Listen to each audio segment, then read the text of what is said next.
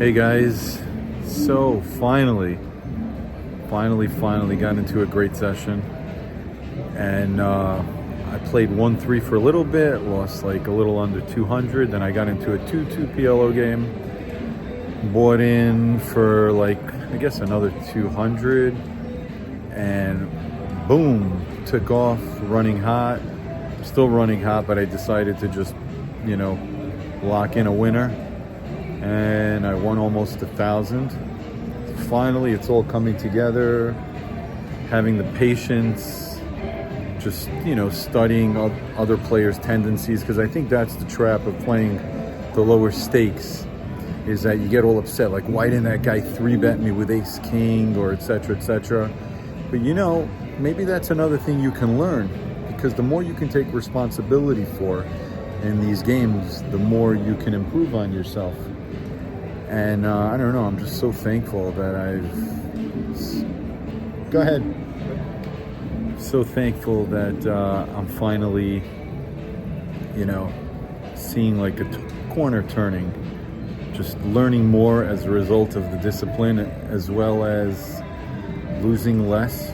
Knock on wood, thank God. And just trying to grind it out, trying to improve. I was sitting at a table yesterday with a kid, young guy named Phil, just turned 21, great guy. He watches the channel. If you're watching this, hey man. And, they say never give lessons at the table, and plus who am I to give somebody else advice? But, we were talking about the concept of intentions. When you make a bet, whatever you do, there should be a reason for it. Who do you think is going to call you with what kind of hand and whatever? But there was something else I wanted to say to him, but I thought I would have been way out of line to mention it at the time. And that is that a lot of people in low stakes tend to not raise. And some people go into their old age like that. Like it's just a thing. Let's see what the flop brings. But I felt like he's a pretty good player. He actually lost yesterday just from small pots here and there, taking a flop, losing, taking a turn, losing. So that's not really on him. Totally understand you have those days where it just doesn't go your way.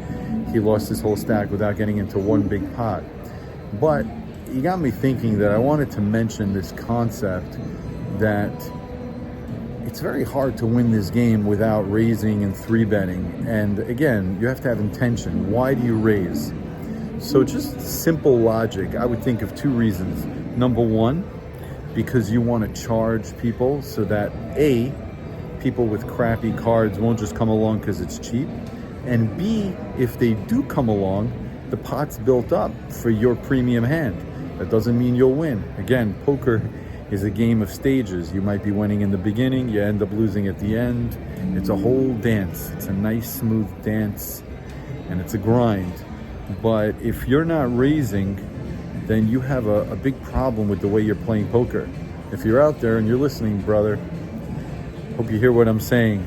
You got to be betting and 3-betting, just not at the table where I'm at it. But there's a reason, like I said, to get the crappy cards out. And even if they stay in and you're like, oh, but they called anyways, okay. Always bet your hand for the value that it has at the time. If at the river you don't think you have it, again, maybe you want to pull a bluff, but what's your intention? What do you think the other guy has you can push him off of? But like I said, it's kind of hard to win this game without raising. In fact, they say you can tell someone's a pro if he's raising. Anybody who's just coming into pots, there's a problem with the way he plays. Don't take my word for it. Anyways, guys, it's nice to have a nice winner. I mean, $1,000 at this stakes is like, how much did I just win if I was with the big boys at 100, 200 with a straddle? Anyways, catch you later.